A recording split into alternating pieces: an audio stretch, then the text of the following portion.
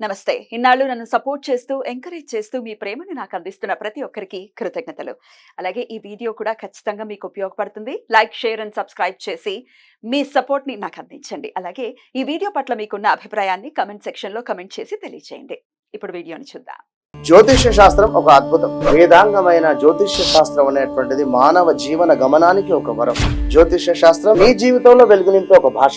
ఆ భాష నీకు అర్థమైతే ప్రకృతి నీతో మాట్లాడుతుంది. అస్ట్రాలజీ నేర్చుకోవాలి అనుకునే వారికి అద్భుత అవకాశం. మురళీధర శర్మ గారి అస్ట్రాలజీ క్లాసెస్ అతి త్వరలో మొదలు కాబోతున్నాయి. 100% జాబ్ గ్యారంటీ. వివరాల కొరకు సంప్రదించండి.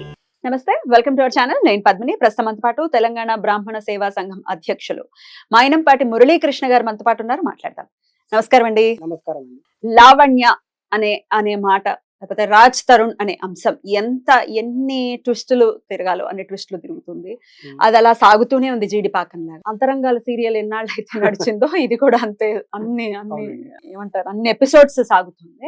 జనాలు కూడా ఇంకా బోర్ అయిపోయింది. అయితే రకరకాల అభియోగాలు, ఒకళ్ళ మీద ఒకళ్ళు. రాజ్ తరుణ్ గారు ఈ మధ్య మళ్ళీ కనిపించారు కానీ ఆయన కోసం సపోర్ట్ చేస్తూ రాజ్ తరుణ్ ని సపోర్ట్ చేస్తూ శేఖర్ భాష చాలా మాట్లాడుతున్నారు. అయితే ఇప్పుడు మీతో మాట్లాడాలి అనుకున్నట్టు ఆవిడ రాజ్ తరుణ్ గారి ఫాదర్ ని ఆయన ఫోటో ఒకటి రిలీజ్ చేసి, ఆయన నాన్ వెజ్ తింటున్నారు, అది రిలీజ్ చేసి బ్రాహ్మిన్స్ అంటే ఇంతేనా, వీళ్ళు అసలు ఏం బ్రాహ్మలు అంటూ ఆవిడ మాట్లాడారు.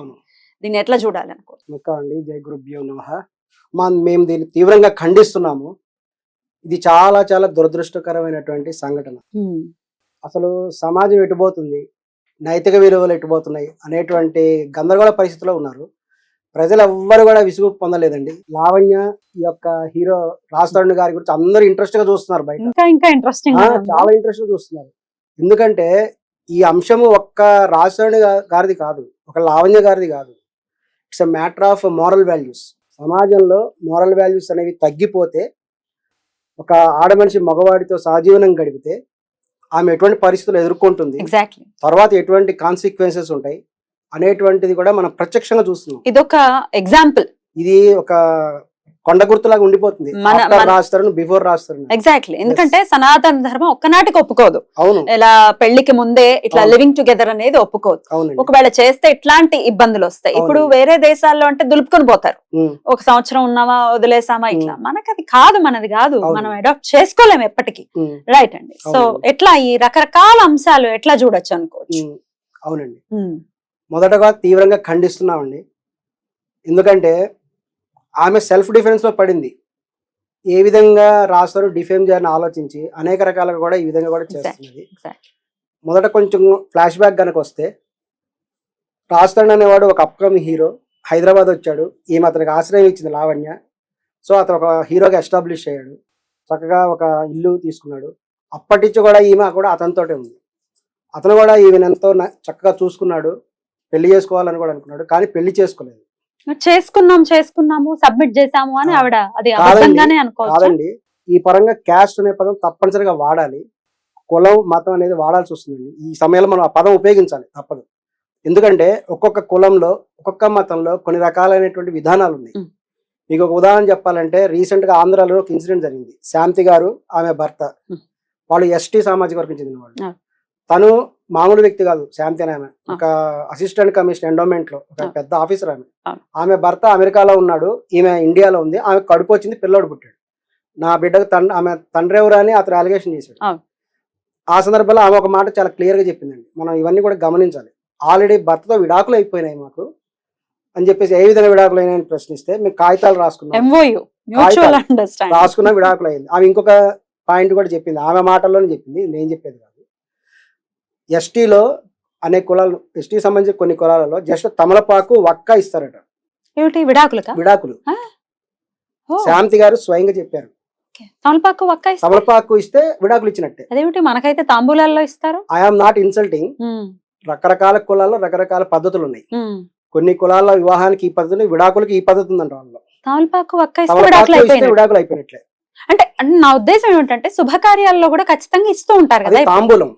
ఇదే ఎస్టీలో వాళ్ళ సామాజిక వర్గాల్లో తమలపాకు వక్క ఇస్తే విడాకులు ఇచ్చినట్టే అండి. ఎవరి పాటికి వాళ్ళు వెళ్ళిపోవాలి, మాకు ఇంకా సంబంధం లేదు అని. ఓకే, ఆమె సాంస్కృతిక సాంప్రదాయాలు గౌరవిస్తుంది, కాబట్టి అలా ఇస్తే విడాకులు అయి ఉండొచ్చు. కానీ నేను ఆమెకు ఒక విషయం కూడా గుర్తు చేయాలని అనుకున్నాను. ఆమె ఉద్యోగం వచ్చింది, చదువుకుంది. ఇదంతా ఎలా జరిగిందంటే అంబేద్కర్ గారు రాసిన రాజ్యాంగం వల్ల, వాటి వల్ల ఈమెకి ఎస్టీ రిజర్వేషన్ వచ్చింది. ఎస్టీ రిజర్వేషన్ వల్లే ఉద్యోగం వచ్చింది. అటువంటిప్పుడు రాజ్యాంగాన్ని గౌరవించాల్సిన అవసరం అనుకుంది. తమలపాకు వక్క ఇస్తే డైవర్స్ అయిపోద్దని రాజ్యాంగంలో లేదు. దానికి ఒక ప్రొసీజర్ ఉంది, కోర్టుల ద్వారా ఆర్డర్స్ రావాలి, అవన్నీ వస్తేనే ఇచ్చినట్టు. ఆమె ఆ విషయం కూడా గమనించాలి. ట్రిపుల్ తలాక్ ని ఎలా అయితే రద్దు చేశారో ఇట్లాంటివి కూడా చెల్లుబాటు అవ్వవు. విడాకులకు ఖచ్చితంగా పత్రం ఉండాలి. ఇవ్వాలి. ముస్లింలో చూడండి, తలాక్ తలాక్ తలాక్ విడాకులు అదో రద్దు చేశారు కదా, ట్రిపుల్ తలాక్ లేదు. ఇప్పుడు లేదు. అలాగే వాళ్ళలో కూడా చాలా పకడ్బందీ ఏర్పాట్లు ఇప్పుడు చేశారు. మరణం ఇవ్వాలని ముస్లింలో కూడా ఇప్పుడు స్టార్ట్ చేశారు కొత్తగా. సో ఈ విధమైనటువంటి ఏర్పాట్లు ఉన్నాయి. అది ఎస్టీలలో. నేను ఇక్కడ నాకు అన్ని కులాలు ముఖ్యమైన, నేను ప్రతి కులాన్ని కూడా గౌరవిస్తాను, ప్రతి మతాన్ని కూడా గౌరవిస్తాను. ఎందుకంటే మనది లౌకిక రాజ్యం కాబట్టి, లౌకిక భారతదేశంలో ఉన్నాం కాబట్టి ఎవరి పద్ధతులు వాళ్ళకు ఉంటాయి. సో అదే విధంగా బ్రాహ్మణుల్లో వివాహం అంటే ఒక పద్ధతి ఉంది. వీళ్ళలో వివాహం అంటే ఆమె చెప్పిన దాని ప్రకారం, లావణ్య గారు చెప్పిన దాని ప్రకారం ఇట్లా మంగళసూత్రం కట్టబోతూ సెల్ఫీ ఫోటో తీసుకున్నారు, అయిపోయింది, అది వివాహం అంటారు. బ్రాహ్మణ మతంలో అలా బ్రాహ్మణ కులంలో అలా చేయరండి. బ్రాహ్మణ కులంలో వివాహం చేయటం అంటే అసలు ఒక ఆడపిల్లకి పెళ్లి చేసుకునే అధికారం లేదు. ఆడపిల్ల వేరే వాళ్ళ ప్రాపర్టీ. తల్లిదండ్రులకి ఒక ఆడమ్మాయి పుట్టినప్పుడు ఆ అమ్మాయిని పెంచి పెద్ద చేసినప్పుడు తల్లిదండ్రులు ఈ అమ్మాయిని కన్యాదానం ఇస్తారు, దానం ఇస్తారు.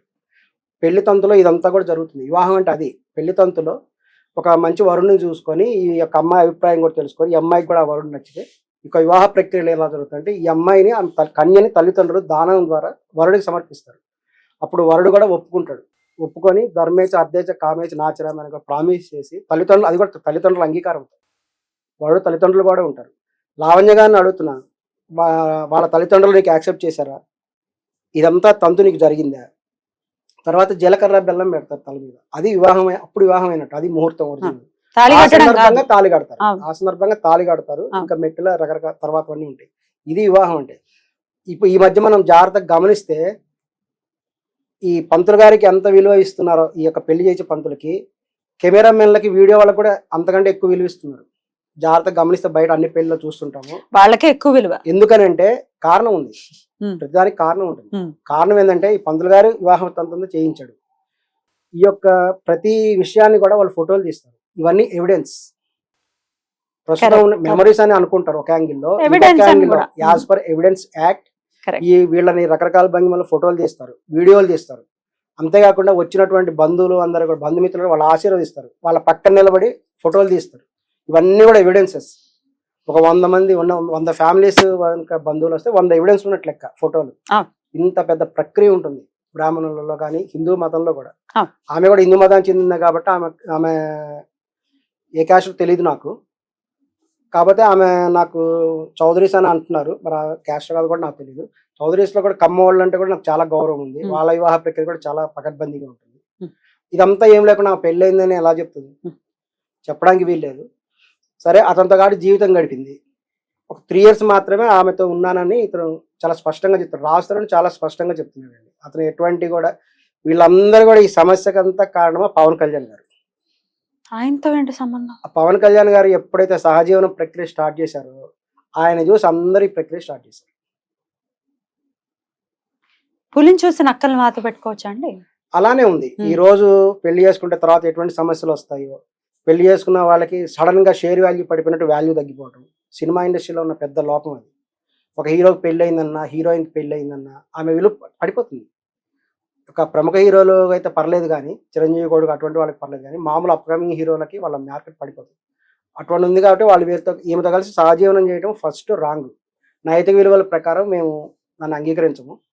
రైట్. అయితే ఈ అంశంలో ప్రధానంగా ఇప్పుడు మాట్లాడుకోవాల్సిందే, వాళ్ళ నాన్నగారు నాన్ వెజ్ తింటున్నారు, ఇదేం వీళ్ళేం బ్రాహ్మిన్స్ అని అడిగితే, ఇక్కడ ఒక్క మాట మనం సూటిగా మాట్లాడుకుంటే, ఆడదానికి ఎంతో కొంత అణుకు ఉండాలి అని ఖచ్చితంగా అందరూ చెప్పేటటువంటి అంటే నిజమే కూడా. మాట చాలా చాలా అందంగా ఉండాలి ఆడపిల్ల మాట. ఆ పిల్ల మాట్లాడినటువంటి బూతులు, పరమ బూతులు, మగవాళ్ళు కూడా సిగ్గుపడుతూ ఉంటారు అన్ని బండ బూతులు మాట్లాడుతూ. మరి ఇదే నువ్వేం ఆడదానివి అని అంటే ఏం సమాధానం చెప్తుంది? తప్పు కదా అలాంటి మాటలు మాట్లాడు. అది కూడా ఒక మగవాడిని కొడుతూ, ఉమ్ముతూ, బండబూతులు తిడుతూ ఉమ్. మరి నువ్వు తిట్టినప్పుడు వాళ్ళ నాన్నగారు నాన్ వెజ్ తింటే నువ్వేం బ్రాహ్మణ్ అనటం ఎట్లా చూడొచ్చు అనుకోవచ్చు. ఒకటండి, ఉమ్. నేను వాస్తవానికి వచ్చింది ఒక బ్రాహ్మణుడికి సహాయం చేయాలి, రాష్ట్రాన్ని గారికి సహాయం చేయాలని ఉద్దేశంతో వచ్చాను. ఎందుకంటే ఇదే ఒక కమ్మ హీరోకో, కాపు హీరోకో, దళిత హీరోకో ఇటువంటి సమస్య వస్తే ఈ పాటికి వేరే రకంగా ఉండేది వ్యవహారం. కానీ బ్రాహ్మణులు కూడా ఎవరు రావట్లేదు. నేను రాష్ట్రానికి సపోర్ట్గా ఎంతో బ్రాహ్మణ సంఘాలలో ఉన్నాం అతను వెనక. ఈ సందర్భం వచ్చాం. కానీ ఈ సందర్భంలో నేను చెప్పేది ఏంటంటే, ఆ అమ్మాయికి కూడా న్యాయం చేయాలనే ఉద్దేశంతో ఉన్నా నేను. ఒక ఆడపిల్లకి అన్యాయం చేయాలనే ఉద్దేశం మాకు ఎవరికి లేదు. ఆమె యాంగిల్లో చెప్తున్నాను, లావణ్య గారు మీరు చాలా హ్యాపీగా ఉండండి. ఎందుకంటే ఇప్పుడు మీరు కూడా చెప్పారు, ఆమె పెద్దగా అరిచింది, అలా అరిచింది, ఇవన్నీ ఎలా తెలిసినాయి? అది ఒకంగా రాస్తారని వాళ్ళు చేసినటువంటి తప్పు, రికార్డ్ చేశారు. ఎందుకంటే ఇద్దరు వ్యక్తుల మధ్య ప్రైవేట్ సంభాషణ రికార్డ్ చేయడం అనేది తప్పు ఫస్ట్. ఇంకొకటి, మరి ఇట్లా హెరాస్ చేస్తుంటే ఇప్పుడు తెలిసింది కదండి, అది లేకపోతే ఆవిడ మాటే నిజమని అనుకోరు. మరొకటి, ప్రస్తుతం ఎవిడెన్స్ యాక్ట్ ప్రకారము ఇద్దరు వ్యక్తులు మాట్లాడుకున్నట్టు వినిపిస్తుంది. అది వాస్తవం అని ఎలా ధృవీకరిస్తారు మీరు? అది లావణ్య దానికి కూడా ఫోరెన్సిక్ ఉంటుంది, దానికి కూడా ఫోరెన్సిక్ ఉంటుంది. ఈ రోజుల్లో అంతా మిమిక్రీ చేసే వాళ్ళు ఉన్నారు, డబ్బింగ్ ఆర్టిస్టులు ఉన్నారు. వేరే వ్యక్తి గొంతుని ఇమిటేట్ చేసి అనుష్క నండి మిమిక్రీ చేయడానికి, ఆవిడ వాయిస్ ఎవరు మిమిక్రీ చేయగలరు? అవును, అది వ్యాలిడ్ అవ్వదు. మెయిన్ లావణ్య గారు గుర్తుపెట్టుకోవాల్సింది ఏంటంటే, నువ్వు మెయిన్ ఒక బాధపడుతున్నావు, అదేంటంటే నిన్ను డిఫేమ్ చేస్తున్నారు. అది నేను ఈ బాధ. ఈ సాయి, ఈ శేఖర్ భాష ఒక అతను ఎంటర్ అయిపోయి అతను అదే పనిగా ఆమె డిఫేమ్ చేయడమే టార్గెట్ పెట్టుకున్నాడు. ఈ విషయంలో రాజ్ తరుణ్ గారిది కూడా కొంచెం తప్పు ఉంది. ఎందుకంటే ఆమె వెళ్ళి పోలీస్ కంప్లైంట్ ఇచ్చింది, నాతో పాటు కొంతకాలం సహజీవనం చేశాడు, ఇలా జరిగిందని, మోసం చేశాడు అని. వెంటనే అతను స్టేజ్ ముందుకు వచ్చేసి మీడియా ముందు 3 సంవత్సరాలు మాత్రమే కలిసి ఉన్నాను, ఆమెకు మస్తాన్ అనే వేరే అతనితో రిలేషన్ ఉంది, అతన్ని లవ్ చేసుకొని పెళ్లి చేసుకుందాం అనుకుంది, అందుకే నేను దూరం అయ్యాను, తర్వాత వేరే బ్యాడ్ హ్యాబిట్స్, డ్రగ్స్ హ్యాబిట్స్ ఉంటాను, నేను దూరం అయ్యాను, ఇవన్నీ కూడా చెప్పుకుంటూ వచ్చాడు అతను రాస్తాను. ఇవన్నీ కూడా చెప్పాడు. అంతవరకు ఊరుకుంటే బాగుండేది. కానీ అతను ఈ శేఖర్ వీళ్ళందరినీ పంపించేసి ఆమె డిఫేమ్ చేయడానికి ప్రయత్నించడం కూడా తప్పే. అతను డైరెక్ట్ గా పోలీస్ స్టేషన్ లో అప్రోచ్ అయిపోయి ఇలా జరిగిందని చెప్తే చాలా ప్రాబ్లం ప్రశాంతంగా అయిపోయింది. అలా కాకుండా ఇదంతా చేసి ఒక ఆడపిల్లని ఆ విధంగా అవమానం చేయడానికి ప్రయత్నించడం కూడా వీళ్ళు చేసిన తప్పే, చేయకుండా ఉండాల్సింది. ఆమెను డిఫేమ్ చేసి ఇలా అవన్నీ అట్లా ప్రూవ్ కావు. అసలు అదే లావణ్య గొంతు అని గ్యారంటీ ఏంటి? బహుశా ఆమె చూడండి టీవీ ముందు మాట్లాడుతుంది, ఆమె కన్నీళ్లు పెట్టుకొని నేను ఆడపిల్లని, నేను ఎట్లా ఉన్నాను అలా మాట్లాడుతుంటుంది. ఆ గొంతులకి ఈ గొంతు సంబంధం ఉండదు. అప్పుడు ఆవిడ ఏదో ఎడిక్షన్, టాక్సికేటెడ్ అయి ఉంది, ఏదో మద్యం పుచ్చుకుందో మరి ఏం పుచ్చుకుందో, టాక్సికేటెడ్ గా ఉన్నప్పుడు ఒకంత అండ్ కోపంలో ఉన్నప్పుడు వేరేలాగా వస్తుంది కదా మాట్లాడినా. అది ఆమె మాట్లాడింది అని ప్రూవ్ చేయాలి. లేదండి, కోపంలో వేరేలాగా వస్తుంది కదా, కొంచెం రౌద్రం ఉంటుంది. ఆమె గొంతు కాకపోయి ఉండొచ్చు కదా అది. ఆమె వేరే ఇద్దరు వ్యక్తులు మాట్లాడుకుంటున్నారు, మనం ఇష్టం వచ్చినట్టు పేర్లు చెప్పేస్తే. బట్ అవతల పక్కన ఉన్నది రాజ్ తరుణే కదా. నువ్వు నా మీద ఉమ్మావా, 3 సార్లు ఉమ్మావా, ఇంకా కొట్టింది చాలు కొట్టింది అని కూడా. నేను వాయిస్ ని చెప్పట్లేదండి. ఫస్ట్ విషయము నైతిక విలువలను పాటించాలి. ఒకళ్ళకి చెప్పకుండా వాళ్ళ ప్రైవేట్ సంభాషణ రికార్డ్ చేయడం అనేది ఫస్ట్ తప్పు. అదేదో దుర్బుద్ధున్న వాళ్ళు అలా చేస్తారు. చేసిన వాళ్ళు ఆమె యొక్క పర్మిషన్ లేకుండా, ఒక వ్యక్తి పర్మిషన్ లేకుండా సోషల్ మీడియాలో పెట్టడం అనేది ఫస్ట్ శేఖర్ భాష చెప్పింది నేరం. శేఖర్ భాష అనేది ఒక నేరస్తుడే సైబర్ క్రైమ్ ప్రకారం. ఫస్ట్ అతను క్షమాపణ చెప్పాలి. ఒకవేళ నిజంగానే అట్లా నేరం చేస్తే పోలీసులు ఊరుకోరు కదండి, పట్టుకుంటారు కదా, చేస్తారు, పోలీసులు ఎంక్వైరీ చేస్తారు. ఇతను కూడా చెప్పాలి. కానీ ఒక ఆడపిల్లని సోషల్ మీడియాలో అలా ఎలా చేస్తాడు అతను? చాలా తప్పు చేశాడు శేఖర్ భాష, చాలా తప్పు. ఆమె పర్సనల్ అన్నీ పెట్టడము, నా గుండె నా దగ్గర లేదు నీ దగ్గర ఉంది, అవి ఒకళ్ళ సినిమా షూటింగో లేకపోతే ఎవరైనా డబ్బింగ్ చెప్పారో, ఆ వాయిస్ ఆ అమ్మాయిదని నమ్మకం లేదు, ఎవరిదో కూడా మనకు తెలియదు, డబ్బింగ్ చేసి చెప్పుండొచ్చు. మొత్తం మీద ఒక ఆడపిల్ల గురించి అంత డిఫేమ్ చేయడం అనేది శేఖర్ భాష చేసేది తప్పే. ఈమె ఎప్పుడైతే అట్లా ఆమె డిఫేమ్ చేస్తూ వచ్చాడో ఆమె కోపం పెరిగిపోయింది. ఆమె కూడా ఆలోచిస్తుంది, నేను వీళ్ళని ఎట్లా పరువు తీయాలి, ఆలోచించి ఏ ప్రయత్నాలు ఏమో స్టార్ట్ చేసింది. వెంటనే శంకర్ గారు ఆమె అడ్వకేట్ ఉన్నారు కాబట్టి ఆయన రకరకాలైనటువంటి సలహాలు కూడా ఈమెకి ఇస్తూ ఉంటాడు. అట్లా అటెంప్ట్ చెయ్యి, ఇట్లా అటెంప్ట్ చెయ్యి అని చెప్పేసి అదంతా కూడా కరెక్ట్ గా ఆమె చేసింది. ఆమె చాలా తప్పు చేసింది. ఈ శేఖర్ భాష గురించి రాజస్థాన్ చేసింది కూడా తప్పే. చేసింది మేము సపోర్ట్ చేయట్లేదు. అతను నైతిక విలువల ప్రకారం అతను చేసింది కూడా తప్పే. ఈ అమ్మాయికి న్యాయం చేయాలి. ఇప్పుడు కాస్ట్ ని తీసుకురావటాన్ని ఒక బ్రాహ్మణ సేవా సంఘానికి అధ్యక్షులుగా మీరు ఎలా చూస్తారు? ఎట్లా దీన్ని ఖండిస్తున్నానని ఆల్రెడీ ఆవిడని మరి కాంటాక్ట్ చేయడం, ఇట్లాంటి మాటలు మళ్ళీ పునరావృతం కాకుండా, అంటే మళ్ళీ ఇలాంటి మాటలు మాట్లాడకుండా ఉండడానికి ఆవిడ ఏమైనా కాంటాక్ట్ చేయడం జరిగిందా మీరు? మేము ఆమె కాంటాక్ట్ చేయడానికి ప్రయత్నించామండి. తర్వాత మధు శర్మ గారితో మాట్లాడటం జరిగింది. ఆమె రాజ్ తరుణ్ గారి అడ్వకేట్ ఆయన. Hmm. ఈ లోపు వాళ్ళు ఫైటింగ్, ఇది ఎట్లా పోయిందంటే ఒక స్థాయి దాటిపోయి ఫస్ట్ ఆమె గురించి చెడుగా ఇతను వీడియోలు పెట్టడం, ఆమె కోపం పెరిగిపోయి ఆమె తిరిగి వీళ్ళని అనటం, చివరికి అది కొట్టుకోవడం దాకా వచ్చేసింది. నిన్న కొట్టుకున్నారట ఆంధ్రప్రభ దగ్గర, ఫైట్ అయ్యి ఇప్పుడు అతను హాస్పిటల్లో ఉన్నాడు. ఎవరెవరు శేఖర్ భాష లావణ్య అనేటువంటి వాళ్ళ మధ్య ఘర్షణ జరిగింది. ఇద్దరు మొన్ననే ఒక రోజు చెప్పు తీసుకొట్టింది, చెప్పు అది కాదు. విసిరేసింది. అది కాకుండా మళ్ళీ మళ్ళీ జరిగింది. మళ్ళీ ఆంధ్రప్రభలో జరిగినప్పుడు ఆమె అడ్డంగా నిలబడి అతను డైరెక్ట్ గా ఇద్దరి మధ్య వాగ్వాదం జరిగింది.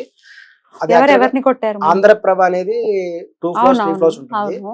మెట్ల ద్వారా దిగాలి. ఆ, ఆ. ఉన్నప్పుడు ఫస్ట్ ఫ్లోర్ లో ఉన్నప్పుడు ఈమె అడ్డంగా ఉంది, ఉమ్. అతను ఈమె తోశాడు. మొదట శేఖర్ భాషనే తోశాడు. జరిగి ఉండొచ్చు మన ఎస్టిమేషన్ ప్రకారం. ఈమె అడ్డం వాగ్వాదంతో ఆమె తోయటం పడిందాక అది పోలీస్ కేసు కూడా పెట్టింది.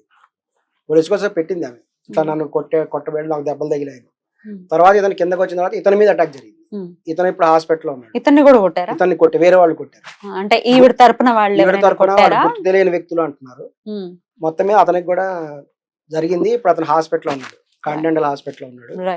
ఇదంతా కూడా జరుగుతున్నది. అసలు ఇంతలా రచ్చ రచ్చ అవుతూ ఉంటే అసలు నిజంగా ఇంట్లో ఆవిడ ఇంట్లో పెద్దవాళ్ళు గాని లేకపోతే వీళ్ళ ఇంట్లో పెద్దవాళ్ళు గాని కొంచెం జోక్యం చేసుకుని సద్దుమణిగేలా చేసి ఇష్యూని సాల్వ్ చేయాలి. ఎండ్ ఆఫ్ ది డే ఏమిటి సోషల్ మీడియాలో వచ్చి ఎండ్ ఆఫ్ ది డే జనాలను ఎంటర్టైన్ చేస్తుంది, జనాలు అయితే హ్యాపీగా చూస్తున్నారు. బట్ ఏమిటి ఎప్పటికి ఎండ్ కార్డ్ పడుతుందో తెలియనటువంటి అంశం. ఇంకొక విషయం మీతో మాట్లాడాలనుకుంటున్నాను. చాలా మంది ఈవిడ ఏదో అనేసింది అనే విషయం పక్కన పెడితే చాలా మంది అంటుంటారు మీ బ్రాహ్మణులు తినడం వల్లనే నాన్ వెజ్ రేట్లు పెరిగిపోయాయి. దీన్ని ఎట్లా చూస్తారండి ఒక బ్రాహ్మణ్ గా? ఖచ్చితంగా కాదండి అది. ఎందుకంటే ప్రస్తుతం ఎడ్యుకేషన్ వ్యవస్థ ఎలా ఉందంటే స్కూళ్ళలో కాలేజీలో కూడా అన్ని రకాల కులాలు అన్ని రకాల మతాల వాళ్ళు కూడా కలిసి చదువుకుంటున్నారు. అటువంటి సందర్భాలలో బ్రాహ్మణుల్లో కొంతమంది ఇతర క్యాస్ట్ వాళ్ళు కూడా ఫ్రెండ్స్ అవుతారు. ఆ సందర్భంలో ఎక్కడైనా కొంతమంది అలవాటు పడి ఉండొచ్చు. నాకు తర్వాత కూడా నాకు తెలిసినంత వరకు 90% తినరు, ఎక్కడో 10% అక్కడెక్కడ ఉండొచ్చు. ఒకసారి లవ్ మ్యారేజెస్ చేసుకున్నప్పుడు ఆ వైఫ్ అలవాటు చేయొచ్చు, లేకపోతే ఆ భర్త అలవాటు చేయొచ్చు, అట్లా కూడా ఉంటుంది. పౌరహిత్యంలో ప్రత్యేకించి ఉన్న వాళ్ళు, వేదం నేర్చుకున్న వాళ్ళు, పౌరహిత్యం అసలు ఉండదు.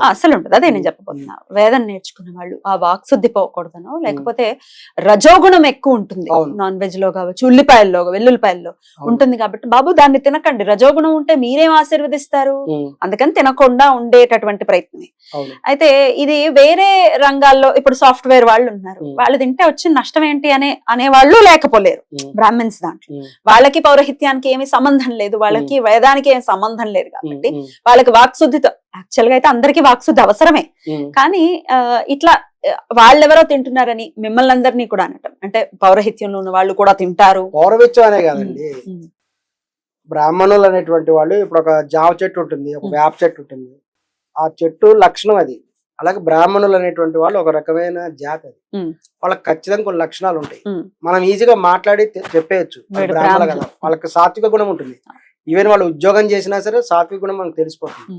ఈ విధమైనటువంటి వ్యవస్థ ఉంటుంది. ఆమె ఇతను బ్రాహ్మణుడు అని తెలుసు కదా, మరి తెలిసేంతకాలం అక్కడ ఉన్నది. ఆమెకి నేను ఖచ్చితంగా ఇప్పుడు 3 రకమైనటువంటి విధానాలు చెప్తున్నాను. నీకు తప్పనిసరిగా మేము సహాయం చేస్తాం. నువ్వు అనవసరంగా బ్రాహ్మణులందరినీ దూషించటం, వేరే రకంగా పోవటం చేయ, దీన్ని తీవ్రంగా ఖండిస్తున్నాం. మనిషికి ఒక మాట చెట్టు గొడ్డుకో దెబ్బ అంటారు కదా. ఇంకొకసారి కనుక బ్రాహ్మణులను ఎవరినైనా సరే వాళ్ళని కులం పేరుతో వాళ్ళని ఇంకొకటి తక్కువ చేయాలనుకుంటే మటుకు మేము తప్పనిసరిగా నేను ఏం చేయాలో కూడా చట్టపరంగానే చేస్తాను. నీకు ఒక ఆడపిల్లవి సమస్యలో ఉన్నావు కాబట్టి నాతో మాట్లాడు, నేనున్నాను, నేను రాజుతరంతో మాట్లాడతాను నీ తరపున, నీకు తప్పనిసరిగా కూడా సహాయం చేయడానికి కూడా ప్రయత్నం చేస్తాం. ఇందులో కూడా 3 రకాలైనటువంటి సొల్యూషన్స్ చెప్తున్నాను. ఇంకా కావాలంటే కూడా నువ్వు సెలెక్ట్ చేసుకో. 1 శ్రీరెడ్డి, ఉదాహరణలు ఇస్తున్నాను, ఏది కావాలో సెలెక్ట్ చేసుకో. 2 రేణుదేశాయ్ పవన్ కళ్యాణ్. 3 నరేష్ గారు పవిత్ర గారు. ఈ 3 ఎందుకు చెప్తున్నానంటే ఈ 3 కూడా similar to your position. Sri Reddy అనేటువంటి ఆమె ఒకప్పుడు ఆర్టిస్ట్ గా ఉంది, తర్వాత ఆమె ఒక ప్రముఖ హీరోతో ప్రముఖ నిర్మాత మనవడితో అతనితో పరిచయం పెంచుకొని అతనితో ఫోటోలు కూడా తీసుకుంది, కొంతకాలం జీవితం గడిపింది అతనితో కొన్ని రకాలుగా. తర్వాత అతను వాళ్ళని డిమాండ్ చేసి వీటన్నిటి బయట పెడతాను, అతను డిఫేమ్ చేయడానికి ప్రయత్నం చేసి వాళ్ళ దగ్గర నుంచి డబ్బులు తీసుకొని రామ్ గోపాల్ వర్మ గారు కూడా ఈ సందర్భంలో సహాయం చేశారంటారు. ఇప్పుడు చక్కగా వేరే మద్రాసు ఎక్కడ మంచి కారు కొనుక్కుంది, మంచి బిల్డింగ్ కొనుక్కుంది, బ్రహ్మాండమైన జీవితం, మహారాణిలా జీవితం గడుపుతుంది, బ్రహ్మాండమైన లైఫ్, అది నిజంగానే మహారాణి జీవితం మహారాణి అనుకోవచ్చా? జీవితం. ఇప్పుడు యూట్యూబ్ ఆమె ఓపెన్ చేస్తే ఆమె కారు ఎక్కడి నుంచి వచ్చిందండి? సరే, కారు కారు ఎట్లా కొంటుందండి? కారు Right, కారు కారు- ఏమిలా? ఎట్లా కారు వస్తుంది కారు? ఒక్క నిమిషం 40 లక్షలు వేలు చేసే కారు ఎట్లా వచ్చింది? నన్ను ఒకసారి ఆవిడని ఎక్కడైనా ఎవరైనా చూస్తే ఆ. చీత్కరించుకోవటం తప్ప ఆ. ఆప్యాయంగా ఆవిడని పలకరించే వాళ్ళు ఉంటారా? యూట్యూబ్ లో ఓపెన్ చేస్తే ఆవిడ గురించి పరమ బండ బూతులు తిట్టడం తప్ప, శ్రీరెడ్డి నువ్వు నన్ను ఇన్స్పైర్ చేస్తున్నావు అనే వాళ్ళు ఉంటారా? లక్షల మంది, ఆవిడ మిలియన్ల కొద్ది ఫాలోవర్స్ ఉన్నారు శ్రీరెడ్డికి. తిట్టే వాళ్ళు ఎంతమంది అండి? తిట్టేవాళ్ళు కాదు, ఫాలోవర్స్. కాదండి, ఆమెను అభిమానించే వాళ్ళు లక్షల ఛీ. కోట్ల మంది ఉన్నారు. ఉంది కాబట్టి షాకింగ్ విషయం. ఉన్నారు, శ్రీరెడ్డికి ఉన్నారు కాబట్టి ఆమె వైఎస్ఆర్ పార్టీ గురించి మాట్లాడినప్పుడు వైఎస్ఆర్ పార్టీ వాళ్ళు ఆమెను ఎందుకు ఎంకరేజ్ నా చేశారు? కళ్ళు చూడలేకపోయినట్టు. వైఎస్ఆర్ పార్టీ వాళ్ళు శ్రీరెడ్డిని ఎందుకు ఎంకరేజ్ చేశారు? ఎప్పుడు బాహాటంగా ఏ ఒక్క నేత కూడా శ్రీరెడ్డి మా మనిషి అని అన్న దాఖలాలు లేవు ఆమె ఇప్పటిదాకా. ఎప్పుడైతే వైఎస్ఆర్ వినండి, ఆమె జగన్ గారి గురించి మాట్లాడినప్పుడు ఉమ్. ఆమెకు నిజంగా కూడా ఎటువంటిది లేదని తెలిస్తే వెంటనే వాళ్ళు ఆమెను స్టాప్ చేసేవాళ్ళు. ఉమ్, ఆమెకు ఉంది కాబట్టి, ఆమెకు ఫాలోవర్స్ ఉన్నారు కాబట్టి ఉమ్. ఆమెకి ఎంకరేజ్ చేశారు వాళ్ళు. అసలు నోటి దురుసు అనేది ఉండే వాళ్ళనే వైసీపీ ఎంకరేజ్ చేస్తుంది అనేది చూసాం మన 5 ఏళ్ల పాలనలో. ఉమ్. ఓన్లీ తిట్లే, అవతల వాళ్ళని ఎలా తిట్టాలి, ఎలా ఉమ్. డిఫెండ్ చేయాలి ఉమ్. అనేది. ఉమ్. దాని పర్యవసానం 11 సీట్లు వచ్చాయి. జనాలు ఏం ఊరికే ఉండలేదు. దాని అట్లానే- పర్యవసానం కూడా కాదండి, ఆ. దాని పర్యవసానం మన అంటే తెలుగుదేశం వాళ్ళు అహంకారం అహంకారం అహంకారం నెక్స్ట్ లెవెల్లో ఉంది. దానికి తగిన గుణపాఠం జరిగి అయిపోయింది. అది జగమెరిగిన సత్యం, అది డిస్కషన్ అనవసరం. కానీ ఈవిడ సంగతి కూడా, ఈవిడ కూడా ఇలా తిడుతోంది కాబట్టి ఎంకరేజ్ చేశారు. కానీ ఏ ఒక్కనాడు ఆ అమ్మాయి వైసీపీకి సంబంధించిన అమ్మాయి అని ఒక్క నేత కూడా అనౌన్స్ చేసినటువంటి దాఖలాలు లేవు. మరి ఎవరు కూడా ఎందుకు ఖండించలేదు? ఖండించలేదు, అలానే ఆహ్వానపరచలేదు. ఖండించలేదు. మౌనం అంటే అర్థంగాకారం. ఆ మా- అలా కుదరదు. ఆవిడ అనుకుంది, ఆవిడ వైసీపీ ఆగవటం కాదు, అది వాస్తవము. ఓడిపోయిన తర్వాత No, కూడా no. నాకు రక్షణ కల్పించండి అని మొత్తుకుంది యూట్యూబ్ లో. ఆమెకు మీరు రక్షణ చూసారా అది? ఉంది, ఆమెకు రక్షణ ఉంది. ఆమె ఖచ్చితంగా తెలుగుదేశంలో పార్టీలో కొంతమందిని టార్గెట్ చేసి ఆమెను ప్రయోగించారు. సరే, అయితే ఆవిడకి అభిమానులు ఉన్నారు లక్షల్లో అని అంటున్నారు. లక్షల్లో ఉన్నారు. ఆమె వీడియో చూడండి, ఒక వీడియో పెడితే ఎన్ని వ్యూస్ వస్తాయి. Right? ఇష్టం లేకపోతే ఆఫ్ చేసేస్తారు. Right. చూస్తారా? ఆమెకి ఎంటర్టైన్ చేస్తున్నారండి. ఆవిడ తిడుతూ ఉన్నారు, ఎంటర్టైన్ అవుతున్నారు. ఎంటర్టైన్మెంట్ చేస్తున్నారు. సో దాన్ని అభిమానం అనుకోవాలి. ఆమెను ఫాలో అయ్యే వాళ్ళు చాలా మంది ఉన్నారు, Right. మహిళల్లో కూడా. సరే, ఈ 3 ఆప్షన్స్ ఎందుకు ఇచ్చారు ఇంతకి లావణ్య? లావణ్య గారు ఇట్లా డబ్బులు తీసుకొని వెళ్ళిపోవడం, సెటిల్ అవడం ఒక ఆప్షన్. ఇంకొక ఆప్షన్ రేణు దేశాయ్ గారు. రేణు దేశాయ్ గారి పవన్ కళ్యాణ్ గారు ఉదంతం తీసుకుంటే, పవన్ కళ్యాణ్ గారు హీరోగా ఉన్నప్పుడు రేణు దేశాయ్ గారు కూడా సినిమా రంగం మీద ఆసక్తి వచ్చి కొన్నిట్లో యాక్ట్ చేశారు. ఆ సందర్భాల్లో ఇక్కడ ఉన్నప్పుడు పవన్ కళ్యాణ్ గారి దగ్గర ఆమె షెల్టర్ పొందినప్పుడు కూడా క్రమక్రమంగా అతనితో ఉండిపోయారు. అది సహజీవనానికి దారితీసింది. ఈ విషయము పవన్ కళ్యాణ్ గారి కుటుంబ సభ్యులందరికీ తెలుసు, చిరంజీవి గారికి తెలుసు, వాళ్ళ నాగబాబు గారికి అందరికీ తెలుసు ఈ విషయం. కానీ ఎవరు కూడా ఇన్వాల్వ్ అవ్వలేదు.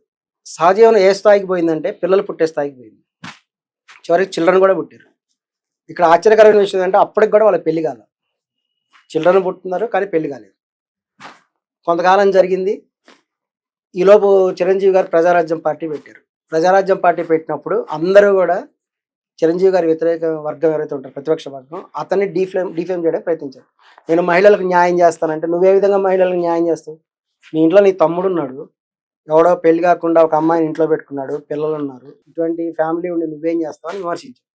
ఆ సందర్భంలో ఆ అమ్మాయిని పెళ్లి చేసుకున్నాడు రేణు దేశాయ్. ఈ ప్రజారాజ్యం వల్ల ఎవరికి మంచి జరిగిందంటే రేణు దేశాయ్ ఒకటే జరిగింది, ఎక్కువ మంచి. చక్కగా పెళ్ళి అయింది. మనం జాగ్రత్తగా గమనిస్తే వాళ్ళ జర్నీలో రేణు దేశాయ్ ఎప్పుడు కూడా పవన్ కళ్యాణ్ బ్లేమ్ చేసింది లేదు. ఎగ్జాక్ట్లీ. ఇప్పటికీ చేయదు. ఎటువంటి సందర్భాల్లో బ్లేమ్ చేయలేదు. ఈవెన్ హీరోలంతా శ్రీరామచంద్రుల ఎవడు కాదు. మనం హీరోలందరికీ కూడా కంపల్సరీగా వేరే అఫైర్లు ఉంటాయని గ్యాసిప్స్ ఉంటుంది. ఈ విషయం నిజమాబద్ధం మనకు తెలియదు. గ్యాసిప్స్ అయితే ఖచ్చితంగా ప్రతి హీరో మీద కూడా ఉంటాయి. సో ఇది వాస్తవం. కానీ ఆమె ఏ రోజు అతను బ్లేమ్ చేయలేదు. సంతోషంగా జీవితం గడిపింది. చివరికి పెళ్లి కూడా చేసుకుంది. పెళ్లి కూడా అతను ఏం చెప్తే అది, పిల్లల సమక్షంలో వాళ్ళు పెళ్లి చేసుకున్నారు. అది వెరైటీ. పెళ్లి చేసుకున్నారు. తర్వాత అయిన తర్వాత అతను రష్యా అమ్మాయి మోజులో పడిపోయి ఈమెకు కూడా విడాకులు ఇచ్చేసాడు. విడాకులు ఇచ్చాడు. ఈమె మళ్ళీ మంచి జీవితం గడుపుతుంది. ఆర్థిక పరంగా వెల్ సెటిల్డ్ ఆమె రేణు దేశాయ్. తగినంత డబ్బు ఇచ్చారు. ఇప్పుడు ఆమె కూడా హ్యాపీగా జీవితం గడుపుతుంది. అదొక రకమైన జీవిత విధానం. ఇంకొకటి ఏంటంటే పవిత్ర నరేష్ గారు ఉన్నారు. పవిత్ర నరేష్ గారికి కూడా పెళ్ళయింది. 2-3 పెళ్ళిళ్ళు అయినాయి. ఆయన ఇప్పుడు సింగిల్గా ఉన్నారు. తర్వాత పవిత్ర గారికి పెళ్ళయింది. ఆమె కూడా సినీ రంగంలో ఉన్న ఆసక్తితోటి, నటన ఇదన్న ఆసక్తి వచ్చింది, రకరకాల యాక్టింగ్లు చేసింది. తర్వాత ఇక ఇతనికి అప్రోచ్, ఇతనితో చేయాల్సి వచ్చింది కలిసి. యాక్టింగ్. కలవటం వల్ల క్రమక్రమంగా కూడా అతని దగ్గర ఉండటం. ఎందుకున్నావు అని అడిగారు. కాస్టింగ్ కోచ్ వల్ల ఉన్నానని చెప్పిన. అదేంటి కాస్టింగ్ కోచ్ ఏంటి, నరేష్కి సంబంధం ఏంటి? ఒక హీరోయిన్ పొందేటువంటి ప్రాబ్లమ్స్ ఏంటనేది ఆమె చెప్పిన ఆ సందర్భంలో. మీరు ఈ మధ్య జయలలిత గారి ఇంటర్వ్యూలు చూసుంటారు, మన తెలుగు ప్రముఖ హాస్య నటి, శృంగార నటి. ఆమెకి ఈ హీరోయిన్లు అందరూ కూడా వేరే చోట నుంచి వచ్చిన వాళ్ళకి షెల్టర్లు ఇస్తే రాత్రిపూట ఎవడెవడో వచ్చి తలుపులు తట్టడం. ఒక ప్రముఖ హీరో వచ్చేసి తలుపు తట్టి, "నువ్వు తలుపు తీయకపోతే ఇక్కడే ఉరేసుకుంటా" అని చెప్పాడు. బలవంతంగా ఆ రాత్రి అతనితో గడిపిందంట ఆమె. ఇటువంటి సమస్యలు చాలా ఉంటాయి హీరోయిన్లకి, మహిళలకి, లేడీ ఆర్టిస్టులకి. సో ఆమె ఇట్లా కాస్టింగ్ కోచ్లు ఇవన్నీ మన వల్ల కాదని చెప్పేసి వెళ్ళిపోయి అతని దగ్గర షెల్టర్ ఉంది. నరేష్ అనే అతను మంచి వ్యక్తి కాదని ఆమె భావించాడు. ఒక మంచి ఫ్రెండ్గా అనుకుంది. మంచి ఫ్రెండ్గానే అతని ఇంట్లో ఉండటం ప్రారంభించింది. అది మెల్లగా సహజీవనానికి వెళ్ళిపోయింది. ఆమె సహజీవనానికి వచ్చింది. ఎంత వచ్చినా వాళ్ళ మధ్య ఎటువంటి గొడవలు లేవు. ఈవెన్ అన్ని న్యూస్ పేపర్స్లో వాళ్ళ గురించి బ్యాడ్గా రాసిన ఆమె అతను ఒక్క మాట, అతను కూడా ఒక్క మాట ఆమె లేదు. ఈ అన్ని సందర్భాల్లో ఎక్కడ కుల ప్రస్తావన లేదు. ఎవడు ఎవరిని డీఫేమ్ చేసుకోలేదు. అందరు కూడా మంచిగానే ఉంది. కానీ ఇప్పుడు ఈమె లావణ్య ఇతను రాస్తారనే బ్రాహ్మణనే కదా అతని డీఫేమ్ చేయడం, తక్కువ చేయడానికి ప్రయత్నం చేస్తున్నది. అసలు రాస్తారని తొక్కేయడానికి కూడా ప్రయత్నాలు జరుగుతున్నాయి. ఎందుకంటే సినీ ఫీల్డ్లో బ్రాహ్మణులు ఎవరైనా పైకి వస్తే తొక్కేస్తారు. హీరోలుగా మాట పైకి రానియరు. ఇది మనం కనుక పాస్ట్ టెన్స్ కన్నా చూసుకుంటే, ఒక ప్రముఖ హీరో పైకి వచ్చి చిరంజీవికి అల్లుడు కాబోయేవాడు అవలేకపోయాడు. క్రమంగా అతను తొక్కేశారు. చివరికి అతను అవకాశాలు లేక సూసైడ్ చేసుకుని చనిపోయాడు. ఈ విధమైన పరిస్థితి మనం గమనిస్తున్నాం. సినీ రంగంలో బ్రాహ్మణులు ఎదగనివాడు. ఇక్కడ కూడా చూడండి, లావణ్య అనే మొదట రాస్తారుని మీద కేసు పెట్టలేదు. కేవలం వేరే రాస్తారుని పక్కన హీరోయిన్గా నటించే అమ్మాయి రాస్తారుని వదిలే అని నన్ను బెదిరిస్తున్నదని పెట్టింది మొదట కేసు. తర్వాత ఎవరు ఆమెకి ఎఫెక్ట్ చేశారో, ఇన్ఫ్లుయెన్స్ చేసేసి రాస్తారుని మీద కేసు పెట్టాను, అతని మీద కేసు పెట్టాను. మొదట్లో ఆమె కేసు పెట్టలేదు రాస్తాడు. మరి అది అతను తొక్కేయాలనే కదా, ఒక హీరోని కిందకు తొక్కాలనే కదా. ఈ విధంగా బ్రాహ్మణులు తొక్కుతూ ఉంటే వీళ్ళకి ఎవరు లేరని ఎందుకు అనుకుంటున్నారు? సపోర్ట్ చేసే వాళ్ళం ఉన్నాం, అని మా పద్ధతిలో మేము చేస్తాం. అలాగని అనైతికతని మేము ఎప్పుడు కూడా సపోర్ట్ చేయము. డిఫేమ్ చేస్తే ఊరుకోం, తీవ్రంగా ఖండిస్తున్నాం. ఎందుకంటే ఇది ఇంకా పెరిగే అవకాశం ఉంది. ఆమె దీన్ని బేస్ చేసుకొని ఇంకా బ్రాహ్మణులని దూషించి, దాని మీద వేరే వాళ్ళు దూషించి, బ్రాహ్మణులు అగ్రకులము, మళ్ళీ చెప్తున్నాం, బ్రాహ్మణులు మేము అగ్రకులమే, మేము హై క్యాస్ట్ వాళ్ళం, మా హై స్టాండర్డ్స్ ఫాలో అవుతాం.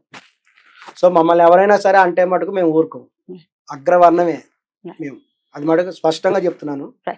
లావణ్య గారు, మీరు వచ్చి నాతో మాట్లాడండి, దమ్ముంటే నాతో మాట్లాడండి. బ్రాహ్మణిజం గురించి మీకు పోటీ కావాలని నాతో మాట్లాడండి. లేదు మీకు సమస్య ఉంది ఆడపిల్లకి, నువ్వు అంత బాధపడద్దు, కళ్ళనీళ్ళు పెట్టుకుని నాకెవరు లేరు. సమాజం అట్లా ఏం లేదండి. సమాజం అనేది అత్యంత బలమైన సమాజం భారతదేశంలో. చక్కగా తప్పకుండా నీ సమస్యకు పరిష్కారం అవుతుంది. నీకు కావాలంటే నీ తరపున నేను మాట్లాడితే రాస్తాను. వాళ్ళ లాయర్ని ఆల్రెడీ అప్రోచ్ అయ్యాను. తప్పనిసరిగా నీకు నేను సమస్య పరిష్కారం ఉంటుంది. కావాలంటే మీరు స్టూడియోకి రండి, నాతో మాట్లాడండి డైరెక్ట్గా. ఈ సమాజానికి మనం ఒక దారి చూపిద్దాం. ఎందుకంటే ఇది ఒక రాస్తారు కాదు, ఒక లావణ్య సమస్య కాదు ఇది. ఇటువంటి పరిస్థితులలో నాకు తెలిసి కొన్ని వేల మంది ఉన్నారు, చాలా మంది వేలల్లో ఉన్నారు. మనం సమాజానికి ఒక దారి చూపిద్దాం. దయచేసి ఒక హీరోని తొక్కేయడానికి మటు ప్రయత్నం చేయొద్దు లావణ్య గారు. ఎందుకంటే ఇప్పుడు అతను మన తిరగబడ్డ స్వామి సినిమా వచ్చింది లేటెస్ట్ గా, దాని తర్వాత అతనికి ఏమైనా ఎవరైనా అతను బుక్ చేసుకుంటారు హీరోగా, ఎప్పుడు జైలుకి పోతాడో, ఎప్పుడు ఇట్లా ఉంటే అతని కెరీర్ పోయినట్టే కదా. ఇట్లా అయితే చేయొద్దు. బ్రాహ్మణ సమాజాన్ని విమర్శిస్తే మటుకు ఎటువంటి పరిస్థితుల్లో ఊరుకోము. ప్రతి కులాన్ని నేను గౌరవిస్తాను, ప్రతి మతాన్ని గౌరవిస్తాను. దయచేసి బ్రాహ్మణులు గౌరవించండి. లావణ్య, మీరు రాండి, నా ముందు కూర్చోండి, నాతో డిబేట్ పాల్గొనండి, ఈ సమస్యకు పరిష్కారం చూపిస్తాను. ఇటువంటి సమస్యలకి మనం సమాజానికి ఒక సందేశం ఇద్దాం. రైట్ అండి, కృతజ్ఞతలు, నమస్కారం.